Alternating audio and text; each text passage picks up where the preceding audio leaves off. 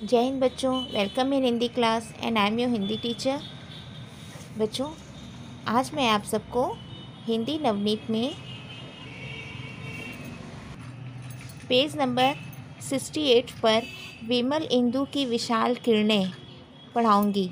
बच्चों, पिछले वीडियो में मैंने आप सबको इस पाठ का संबंधित संदर्भ, प्रसंग व कुछ पंक्तियों का भावार्थ भी समझाया था।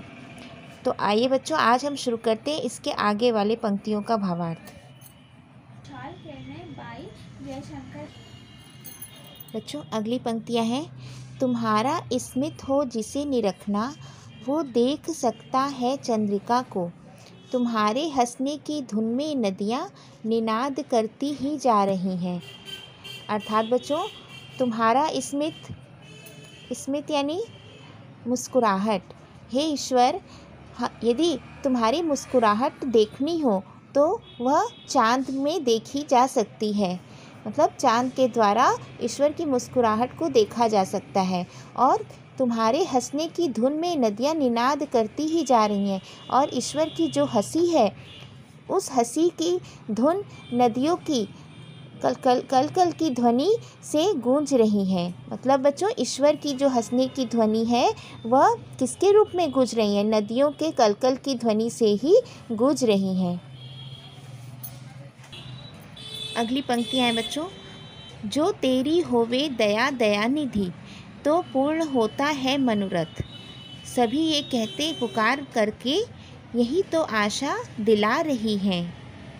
इन पंक्तियों में कवि कह रहे हैं, हे दया के समुद्र ईश्वर। दयानिधि का मतलब बच्चों समुद्र। तो दया के भंडार, कौन है दया के भंडार? ईश्वर। हे दया के भंडार यानी हे ईश्वर, आपकी जो दया है वह जिस तो पूर्ण होता है मनोरथ, यानी जिस पर आपकी दया होती है उसी का सभी मनोरथ यानी जिसके मन की सभी इच्छाएं पूर्ण हो जाती हैं। सभी ये कहते पुकार करके, यही तो आशा दिला रही है।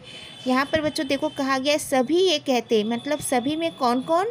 प्रकृति के विभिन्न तत्व। कौन कौन से तत्व हैं? जैसे चंद्रमा, समुद्र की लहरों के समूह आदि। ये सभी पुकार के कह रहे हैं, बार बार बुला कर पुकार रहे हैं और कह रहे हैं कि ईश्वर की महिमा उच्च स्वरों में वर्णित करते हुए कह रहे हैं कि यही तो हमें आशा का संचार, यानी हमारे मन में आशा का संचार करा रही है। मतलब बच्चों, प्रकृति के ये तत्व ही हमारे मन में आशा का संचार कर रही है। समझ गए बच्चों? अब इस पाठ का भावार्थ कंप्लीट हो गया। अब आप सब, मैंने जो पिछले वीडियो में बताया था उसका भावार्थ और ये जो मैंने आज 8 पंक्तियों का भावार्थ समझाया, ये दोनों का भावार्थ अपने कॉपी में कर लीजिएगा।